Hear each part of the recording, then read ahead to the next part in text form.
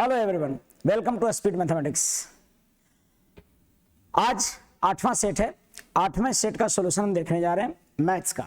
आप लगातार सेट का सॉल्यूशन करते जाएं। यकीन मानिए तमाम सवाल 72 क्वेश्चन हैं जो छाटे हुए हैं। आप इनका सॉल्यूशन केवल देखते हैं और इससे भी सीखने का प्रयास करते हैं। बहुत सारी चीजें आपको समझ में आएंगी।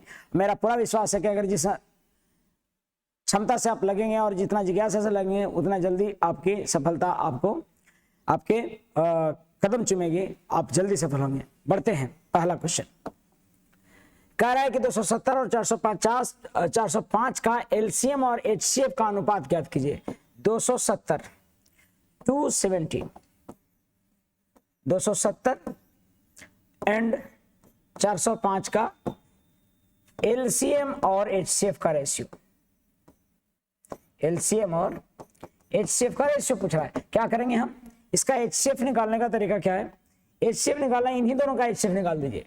जो इन संख्याओं का एचसीएफ, ये इनका एचसीएफ होगा, वो आपको एचसीएफ पहले निकालिए, फिर एचसीएफ निकल जाने के बाद फिर एलसीएम आसानी से निकल जाएगा। सबसे पहले एचसीएफ तो आप देखिएगा तो 9 से कट रहा है, दोनों 9 से कट रहा है। दूसरी बात की 5 से भी कट रहा है। तो पहले 45 से हम लगा के देखते हैं। 45 से लगा के देखेंगे 270 में, तो कितने बार में 270 कटेगा और कितने बार में 405 कटेगा? 270 कटेगा 6 बार में और ये कटेगा आपको 9 बार में। अभी भी कट रहा है क्या किसी से? जी सर, अभी भी कट रहा है 3 से। तो कितना? 3 दूनी 6, 3 3 9। आपको जैसा कि पता है कि जब तक ये सब कटता रहे तो ये सब सभी संख्याएं क्या कहलाते हैं? इसके एचसीएफ। यानी कि इसका एचसीएफ जो होगा इसका वो हो जाएगा बाबू, आपको समझना होगा एलसीएम और एचसीएफ। एचसीएफ सबसे पहले तो ये हो जाएगा 45 गुने 3, क्योंकि 45 और 3 से ये पूरा कटते रहा है, तो ये हो गया एचसीएफ। एक ही में आपको एलसीएम और एचसीएफ निकालने के लिए बताए थे। और एलसीएम निकालने का तरीका क्या है? तो 45 गुने 3 गुने 2 गुने 3, ये हो गया एलसीएम। और इसको अनुपात निकालिएगा एलसीएम और एचसीएफ का, तो ये निकल के आएगा आपको 45 गुने 3 45 गुने 3, तो ऐसे कैंसिल 3 दूनी 6 अनुपात 1, जो कि ऑप्शन लसा और मसा ए में है। यानी कि मुझे लगता है कि बात आपको स्पष्ट हुआ होगा।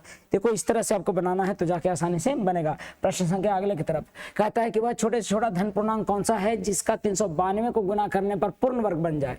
392 को गुना करने पर पूर्ण वर्ग बनेगा। इसका मतलब ये हुआ कि 392 को तोड़ना है तो सबसे पहले मुझे लगता है 4 से कटेगा। 4 9 36 बच गया, 3 4 8 32। अभी और 2 से कटेगा। 4 दूनी 8, 9 दूनी 18, 49 दूना 98, 7 7 49। पूर्ण वर्ग बनाने के लिए यहां पर समझिए, ये मैं गलत कर दिया। आपको 300 कितना था? 92 था। सबसे पहले 2 से लगाइएगा तो 2 से लगेगा, फिर 2 से लगेगा तो 2 से लगेगा तो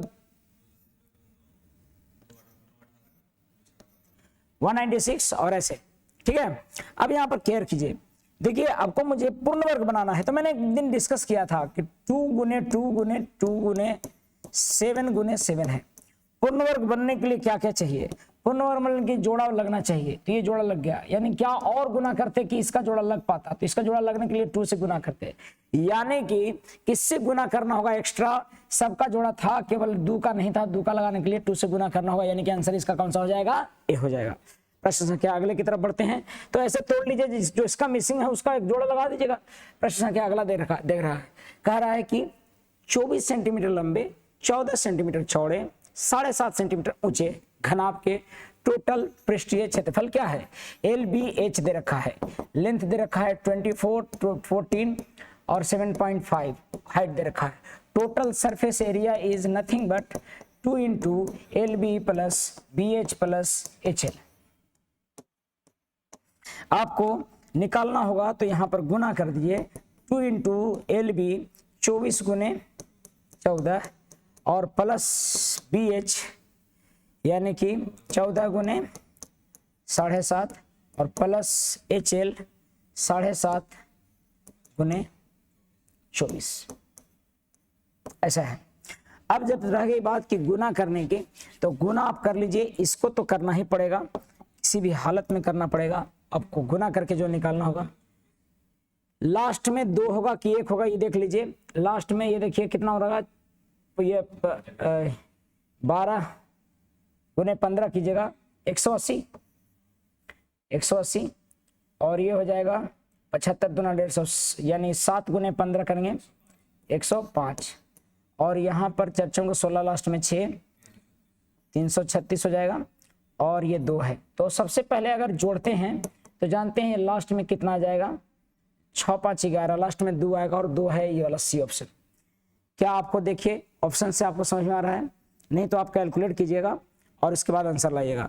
आप एक बार आप 2 गुने कितना जा रहा था, 621 करेंगे तो ये हो जाएगा आपको 1242। आप कैलकुलेशन अपने से क्या कीजिए, मुझे लगता है कि आपको केवल फॉर्मूला जाना था, टोटल सरफेस एरिया यानी कुल पृष्ठीय क्षेत्रफल कितना हो जाएगा, 2 × LBBH और HL, सम कर दीजिएगा, आ जाएगा। अगले प्रश्न की तरफ बढ़ते हैं।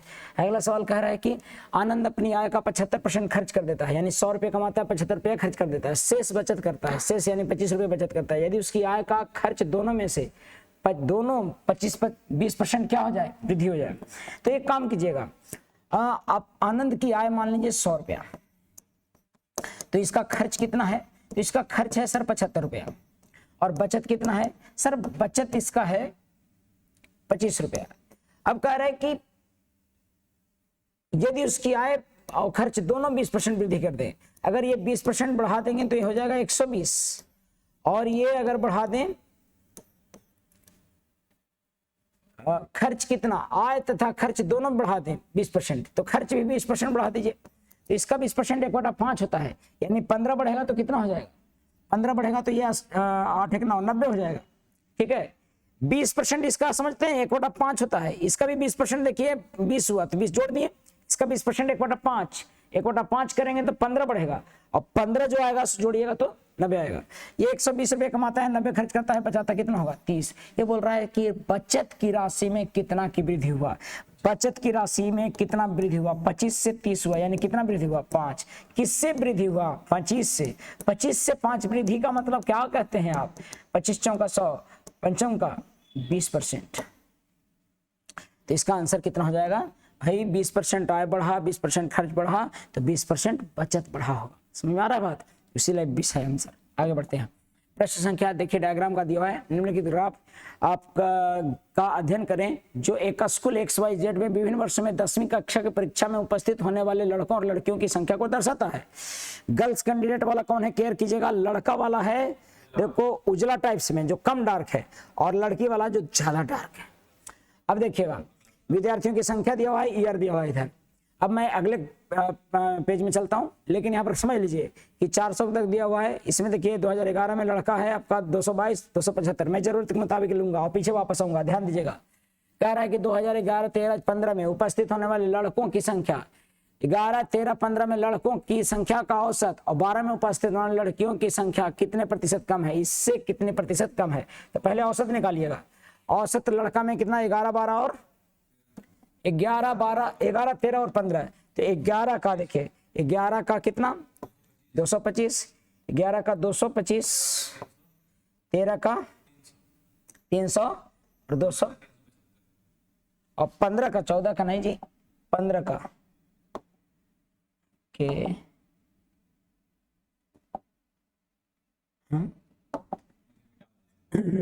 कोई बात नहीं, 15 का 375, इनका औसत निकालना है। 225, 300 और 375 का देखो औसत हम 300 कह सकते हैं। 300 औसत करेंगे तो बढ़ जाएगा कितना, कम जाएगा 75, तो मैं -75 कर दे रहा हूँ, ये -75 कर दिया, और ये आपका 75 बढ़ गया तो 75 प्लस कर दिया, यानी कि औसत यानी कि कितना हो जाएगा, औसत हो जाएगा आपका 3 से भागा दीजिएगा तो औसत 300 होगा। ये सबका जोड़िएगा तो 900 आएगा। 300, 225 और 375 कितना आ रहा है 900, और 900 का औसत यानी कि आप क्या कीजिएगा 225 प्लस 300 525 होगा, और 525 प्लस 375 900 होगा, 900/3 ये औसत हो गया कितना, बॉयज का औसत हो गया। और गर्ल्स की संख्या कैमा का, गर्ल्स का बोल रहा था, गर्ल्स के बाद 2012 की उपस्थित संख्या, उपस्थिति वाली लड़कियों की संख्या, तो कितना 2012 का है, 2012 का गर्ल्स का 325 है। अनुपात निकालिएगा, ये 300 अनुपात 300 कितना 325, कट जाएगा क्या, 25 से कट जाएगा, 25 चौका 100, 25 बार 25 एक बार में तो 13 बार में कट जाएगा। 12 अनुपात 13 आना चाहिए इसका, ध्यान देते रहेगा। 12:13। अब कह रहा है कि अनुपात नहीं पूछ रहा है, बोल रहा है कितना % कम था। कम था यहां पर भी निकाल सकते हैं, अनुपात निकालने की कोई आवश्यकता नहीं है।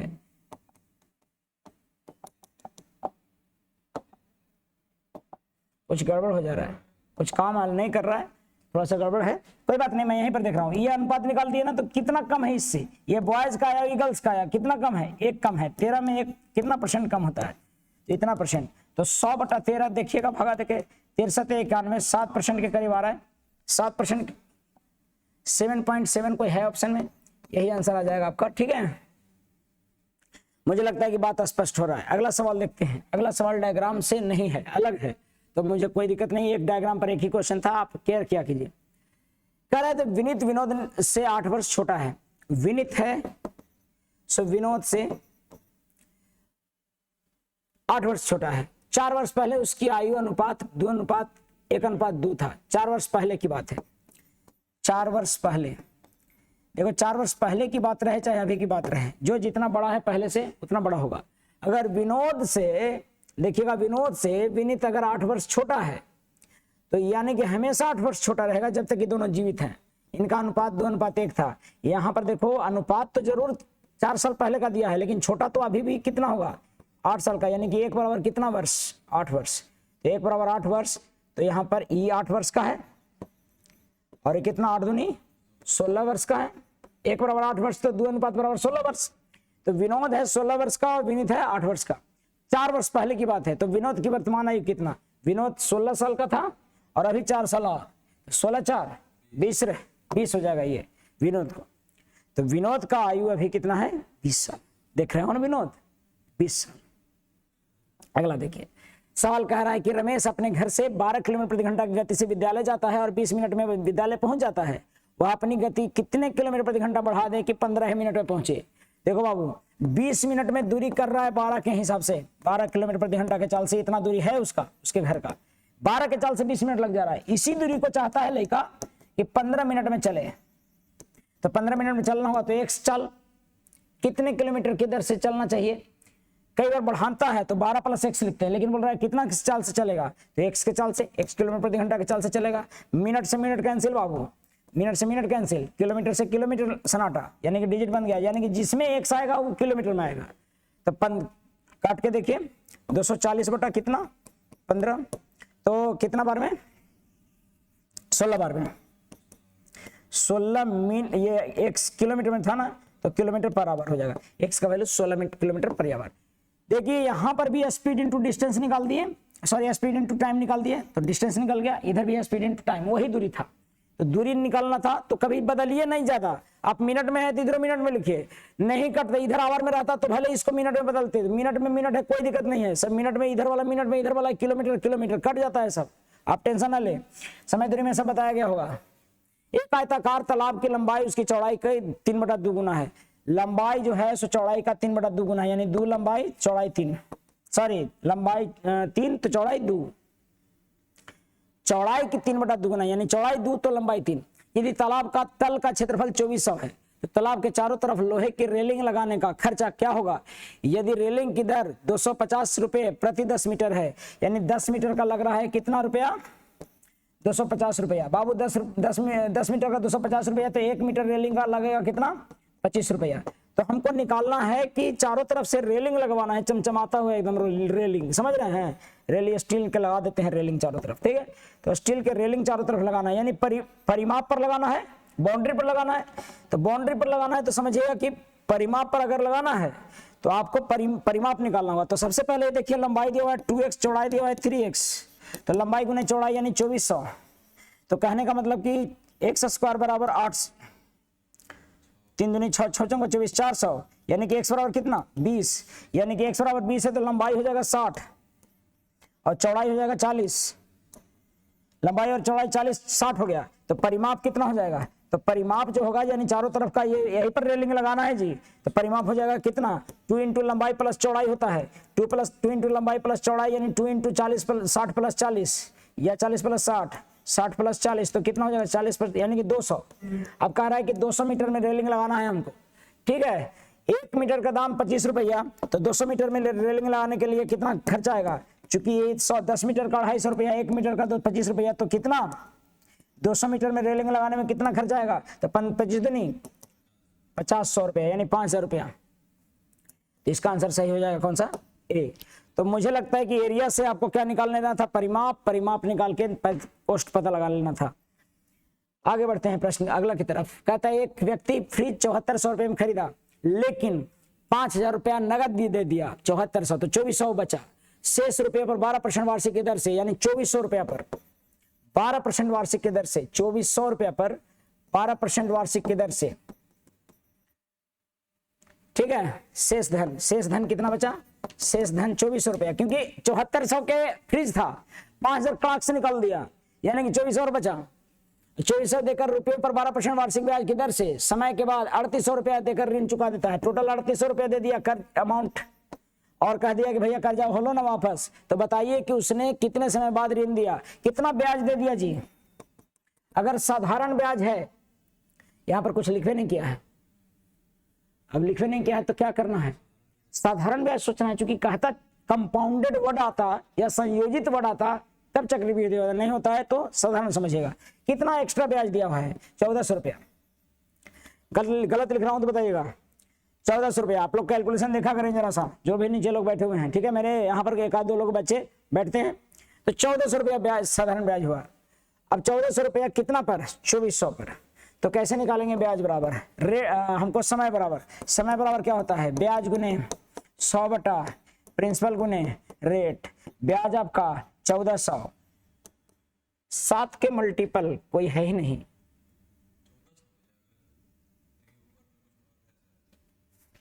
एक व्यक्ति एक फ्रिज 1400 रुपया में खरीदता है। एक मिनट, यहां पर गलती हो रहा है, ये केयर क्या कीजिए आप लोग, जरा सा ध्यान दिया कीजिए। 3840, जो लोग नीचे मेरे बैठे हुए हैं वो किस काम के बैठे हुए हैं, 3840 यहां पर है, तो ये हो जाएगा 1440 रुपया। गलत लिखा गया था, तो 1440, यानी कि 1400 नहीं लिखिए यहाँ पर लिखिए कितना, 1440। तो 1440 रुपया गुने 100, प्रिंसिपल आपका कितना दे रखा है, 2400, और रेट कितना है आपका 12%। तो बराबर है 44 से कट जाएगा, बहुत सारा काम हो जाएगा। ये काटिएगा 00 से 00, 12 गुण 120 बार में कट जाएगा, और 24 × 20 से, यानी कि 5% रेट हो जाएगा। डायरेक्ट भी लग रहा था 2400, सॉरी ये रेट है, तो यहाँ पर समय हो जाएगा 5 वर्ष। आपको 5 आंसर है कहीं तो 5 आंसर होगा, ठीक है। मतलब कि जो शेष धन बचा था उसी पर ब्याज देना है। तो शेष धन 2400 पर 12% की दर से 84,3840 हो जा रहा है। अब एक काम और कर सकते थे, कितने लोग 100 मान के बनाते हैं, 100 में मान के बना सकते थे आप, कोई दिक्कत नहीं है। यहाँ कह रहा है कि 8 के पावर x + 2, ऐसे का मतलब होता है इतना बराबर 64। आप क्या कीजिए, 2 के पावर में लिखिए सबको, 2 के पावर 3 गुने x + 2 हो जाएगा। यहाँ पर 2 के पावर कितना होता है, 6, 2 के पावर 6 करते हैं तो 64 होता है, यानी 3x + 2 बराबर 6 है। तो x चूंकि बेस बराबर होगा तो पावर को बराबर कर दीजिए, यानी कि x + 2 बराबर 2, तो x बराबर 0। कुछ गड़बड़ है, x बराबर कितना होगा, 0 होगा। x बराबर 0 हो गया। अब निकालना क्या है, 3 2 × x + 1, तो 3 2 0 + 1, यानी कि 3 के × 2, तो 3 3 9, इसका आंसर हो जाएगा 4। कुछ समझ में आ रहा है, x का वैल्यू 0, आंसर कितना 9। इस प्रश्न के अकॉर्डिंग यही आंसर होगा। अगला प्रश्न, x और y, ये बहुत आसान था, x अनुपात y दिया हुआ है 8:9, यानी कि x का वैल्यू आपका कितना 8 और y का वैल्यू 9। निकालना क्या है, 5x - 4y बटा 3x + 2y। तो ये 5x यानी कि 8 × 5 = 40, 4y यानी कि 9 × 4 = 36 बटा 8 × 5 = 8 × 3 = 24 प्लस 9 दूनी 18, 40 में से 36 गया 4, और 24 + 18, तो 4 7 2 दूनी 4, 21 दूनी 42, तो बटा 21 कहीं है, PST में है। तो आप इसको कर लीजिएगा, डायरेक्ट पुट करना है, काटम पीटम निकालना है। मुझे लगता है कि बहुत आसान था, बन गया होगा। अगला सवाल की तरफ देखिए, ये दे रहा है, ये इतना देता है, इतना देता है, ऐसे देता है, कभी भी ऐसे दिया हुआ है, ठीक है। तो पावर क्या होता है भाई, पावर जुटता है, पावर जुटेगा तो यहाँ पर 0.2 और प्लस 0.3 हो जाएगा। क्या, अगर बेस बराबर है तो पावर गुना रहने पर जुटता है। यहाँ पर 225 का पावर कितना हो जाएगा, 0.8 प्लस 0.2। घबराइए नहीं, बेसिक थ्योरम जो बताए होंगे नंबर में वो ध्यान दीजिए कि अगर बेस एक ही है तो पावर जुटेगा। और ऐसे केस में 225 का पावर कितना हो जाएगा, 225 का पावर हो जाएगा 0.5 और यहाँ पर कितना हो जाएगा 225 ही, चूंकि पावर तो एक हो जाएगा।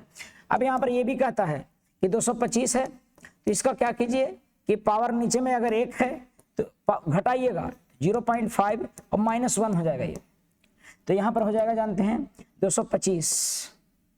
225 के पावर माइनस में 0.5, माइनस में 0.5 का मतलब होता है कि 1/225, माइनस में कोई चीज रहे तो नीचे ले चल जाता है 0.5 का मतलब आधा, तो 225 का आधा पावर रहेगा तो कितना हो जाएगा ये 15, 1/15 हो गया। और वो आसानी से कर सकते थे, आपको जैसे दिमाग में आते जाएगा करते जाइए। आप सीधा सीधा क्या कर सकते थे, 225 का जितना प्लस में है डायरेक्ट यहाँ कर सकते थे। क्या करते, इसको सीधा कहते भैया 225 है ना, 225 उसका पहले पावर है 0.2 प्लस होगा 0.3, लेकिन नीचे में हम 0.8 और माइनस में 0.2, और ये जोड़ के सब कितना आ रहा था, यह आ रहा था 225 के पावर 0.5 का मतलब आधा, यानी 225 का पावर 1/2 माइनस में, और माइनस का मतलब 1/, यहाँ पर कितना 225 नीचे में, तो यानी कि 1/15। आपको लगता है पता लग रहा होगा, इसका आंसर हो जाएगा 1/15। तो आप ऐसे कीजिए वैसे कीजिए, बात एक है, मुझे लगता है कि हो गया होगा, समझ में आ गया होगा। अगला सवाल देखिएगा, कह रहा है कि 6% साधारण ब्याज प्रति वर्ष की दर से इतना वर्ष के अंत पर एक राशि में से कुल इतना रुपया ब्याज प्राप्त होता, निवेश की गई राशि कितनी थी। नहीं दे रखा, साधारण ब्याज दे रखा है 6%। भैया आपको पता है कि अगर प्रिंसिपल 100 रुपया हो और रेट अगर दिया हुआ हो 6% और टाइम दिया हुआ हो 3 4 12 3 15/4 वर्ष, तो ब्याज हो जाता है जानते हैं क्या, रेट गुने टाइम, यानी 6 गुने 15/4, यानी कि 2 दूनी 4 3 दूनी 6 15 तिया 45/2, 22.5 रुपया, ठीक है, ब्याज होता है। और अमाउंट कितना हो जाता है, अमाउंट हो जाता है 100 प्लस 45/2, यानी कि हो जाएगा 245/2, ठीक है।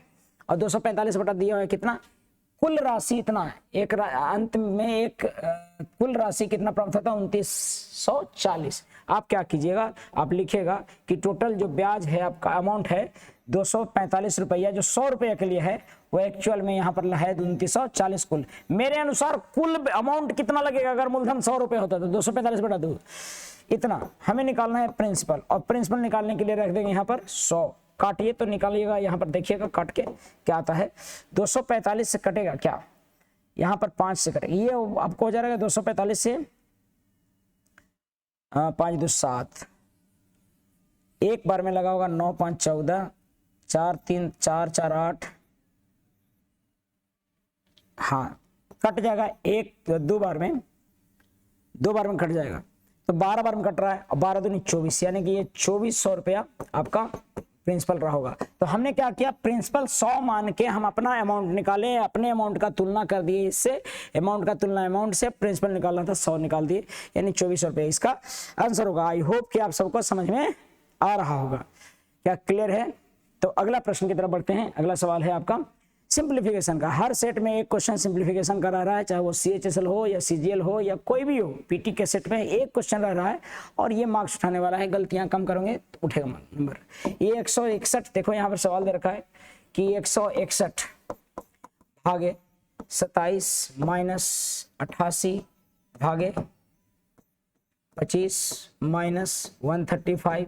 अब देखो ये भागा करना है, तो सबसे पहले 15 तिया 45, चूंकि रेकरिंग है तो 45 नीचे में कर देंगे यहाँ पे, 45 भागे कितना, तो 3 बार में कट जाएगा ये, तो ये इसको आपका 3 सोचना है, और 25 में से 3 कितना 22, यानी कि यहाँ पर 88/22 माइनस हो गया, और 27 है ये, और ये भागे में आपका 116 है, तो 161 है, तो यहाँ पर 22 चौक तो 27 चौक, यानी कि 161 भागे 27/4 होगा। ठीक है, नहीं 22 चौक 27/23 होगा। और ये जब गुना होगा तो 161 गुने 23/27, 27 से कटता है क्या, 6 2 8, कटेगा नहीं, कुछ गड़बड़ हो गया, 22 चौक 28, तो यहाँ 23, 161/23 आ रहा होगा, तो कट जाएगा कितने बार में। मुझे लगता है कि ये आसान था, आप लोग कर सकते थे, बहुत आसान था, बहुत आसान था, लेकिन गलतियां देखो कैसे कैसे हो जाता है, देखते देखते आप समझिएगा बात को। ये था सबसे पहले इसमें क्लियर कोष्ट में वाला करने, रेकरिंग वाले रेखा कोष्ट को करना होता है, उसके बाद डिवाइड का, उसके बाद ब्रैकेट छोटी का, फिर मंझली, फिर भागा का। ठीक है, मुझे लगता है इस सबसे बताया हुआ है। सवाल अगला देखिएगा। 6 विषयों में विमल का औसत अंक 56 है। 6 विषय का औसत 60 बनाने के लिए, 56 को 60 बनाने के लिए 7वें विषय में कितना नंबर लाना होगा, यानी 6 का औसत दे रखा है 56, 7वां में कितना नंबर लावे कि औसत अंक कितना हो जाए 60। देखो अब पहले तो 56 लाना पड़ेगा, और फिर प्लस में 6 नहीं 7 में 4 नंबर और 7 चौक 28 लाना होगा, यानी 5 2 7 8 6 14, यानी कि 84 लाना होगा। कैसे भाई, 56 तो औसत मेंटेन करने के लिए लाना होगा पहले वाला, और 7 में 4 और लाना होगा, 7 हो गया ना, अब इसको जोड़कर 7 चौक 28, 28 जोड़ेंगे तो कितना हो जाएगा, आपको 84 लाना होगा। कैमरा में 7वां में तो हो जाएगा। अगला प्रश्न देखते हैं। अगला प्रश्न कह रहा है कि किसी फैक्ट्री में मजदूरों की संख्या 10:9 में अनुपात में है, कम कर दी गई, और प्रत्येक मजदूर की मजदूरी 4:5 में बढ़ा दी गई।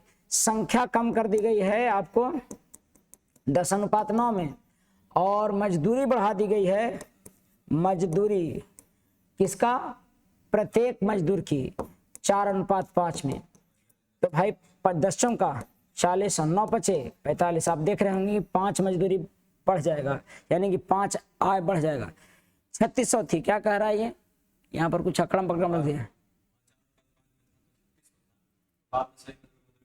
40 यहाँ पर देखिए ये कहता है कि अनुपात में था, तो पहले खर्च, ये पहले खर्च कितना था, यहाँ पर लिखिएगा पहले फैक्ट्री का खर्च, यहाँ पर है पहले फैक्ट्री का खर्च कितना था 3600, तो बाद में सभी मजदूरों की कुल खर्च कितना हुआ, तो भाई 40 बराबर कितना 3600, तो 45 बराबर कितना 4 9 36 और 9 9 81, 81 के मल्टीपल में यही है, ये है, ठीक है। तो ये आ जाएगा आपको 4050। मुझे लगता है कि बात स्पष्ट हुआ होगा। यहाँ पर पहले फैक्ट्री का खर्च इतना था, तो बाद में फैक्ट्री का खर्च क्या होगा ये पूछ रहा था। क्वेश्चन नंबर अगला, 21 प्रेक्षणों के माध्य मतलब औसत 40 है, 10 प्रेक्षण के प्रत्येक माध्य 10 पक्ष, प्रत्येक माध्य 21 बढ़ा दिया जाए। देखो अब अगर सब में यदि 10 प्रेक्षणों में से प्रत्येक का 21 बढ़ा दिया जाए, 10 में प्रत्येक का 21, यानी कि 10 का औसत कितना हो जाएगा, जो भी है 21 210 बढ़ा दिया जाएगा, तो प्रेक्षणों का नया माध्य कितना है। देखो बाबू सर, यानी 40 औसत था, लेकिन 40 प्लस और बढ़ जाएगा, 21 में बटेगा कितना 210, क्योंकि केवल 10 में से प्रत्येक में 21 बढ़ाया गया है। 10 में से 21 बढ़ाएगा तो 210 बढ़ेगा, लेकिन यहां पर 21 लोगों में ही बटेगा, यानी कि 10 बढ़ा है, 10 प्रेक्षणों में से प्रत्येक का 21 बढ़ा, तो 10 प्रेक्षण में 21 बढ़ा तो 210 बढ़ गया, लेकिन जब बांटने लगेगा तो ये 21 में बटेगा, तो बढ़ेगा कितना बढ़ेगा 10, तो 40 प्लस 10, यानी कि नया औसत क्या हो जाएगा, नया औसत क्या हो जाएगा 50 हो जाएगा। ये नहीं समझ में आता होगा 50 हो जाएगा, तो आप एक नहीं समझ में आता होगा तो आप क्या कीजिएगा 21 गुने कितना कीजिए 40, और प्लस कितना 10 प्रेक्षण का बढ़ा है कितना 21, और सबको भागा दीजिए कितना से 21 से, नया औसत आपको दिख जाएगा। पहले वाला कुल योग कितना 21 गुने 40, और बाद वाला कितना 10 प्रेक्षण का कितना बढ़ाए हैं 21 बढ़ाए, तो 210 और बढ़ गया होगा, 21 से भागा दीजिए, नया औसत निकल जाएगा। नया एवरेज क्या हो गया, नया एवरेज हो गया यहाँ पर 50, आंसर हो जाएगा डी। मुझे लगता है कि बात स्पष्ट हुआ। अगला प्रश्न की तरफ बढ़ते हैं। अगला प्रश्न देखिए 55, एक टैंक को 10 घंटे में भर सकता है, एक टैंक को 10 घंटे में भरता है, बी 5 घंटे में भर सकता है, सी भरे हुए टैंक को 20 घंटे में भरे हुए खाली कर सकता है। भरे हुए टैंक भरे हुए टैंक को खाली कर सकते, खाली करे होना, तीनों को एक साथ खोल दे, एलसीएम ले लेंगे कितना 30 यानी 60, 10 छक्का 60, 12 पच्चे 60 और 20 तिहाई, यानी कि दोनों 12 और 6 भरेंगे तो 3 खाली करेगा, तो 12 6 18 यानी 3 खाली होगा तो ए बी सी मिलेगा, तो तीनों मिलके 15 भर पाएगा, क्योंकि सब 12 6 18 भरेगा लेकिन 3 खाली करेगा, 15 भर पाएगा। और 15 के हिसाब से अगर 60 भर खाली करना है तो कितना देर में खाली कर देगा, पूरा तीनों मिलकर तीनों भर देगा, कितना 15 चौका 60, 4 घंटा में भर देगा। आंसर कौन सा हो जाएगा, पी। मुझे लगता है 58 क्वेश्चन नंबर हो गया है। 59 देखिएगा, मैं एक वस्तु को 595 में बेचता हूं, 595 में बेचता हूं तो मुझे 19% लाभ होता है, यानी कि 119 है, ठीक है, एसपी 595 है पहला बार, तो 119 में बेच रहा हूं। लेकिन यदि मैं इसको 475 में बेच देता तो मुझे होने वाला लाभ या हानि बताइए। मैं सीपी अगर 100 मानता बाबू तो बेचता तो 20-19% लाभ हो रहा था पहली बार में, अगर मैं बेच देता इसको कितना में 475 में, तो पता नहीं, मुझे लगता है कि हानि होता कि लॉस, तो मैं मान लेता हूं कि प्रॉफिट होता है। अगर एक्स प्लस में आएगा तो समझना कि प्रॉफिट हुआ है, माइनस में आएगा तो लॉस हुआ है। आपको सिंपली क्या करना है, पहले 119 ऊपर में लिखना है, पहले वाला एसपी का यहाँ पर लिखना है यानी कि 595, और यहाँ पर लिखना है 100 प्लस एक्स, और यहाँ लिखना है 475। सोल्व कीजिएगा, एक्स का मान क्या आ जाएगा,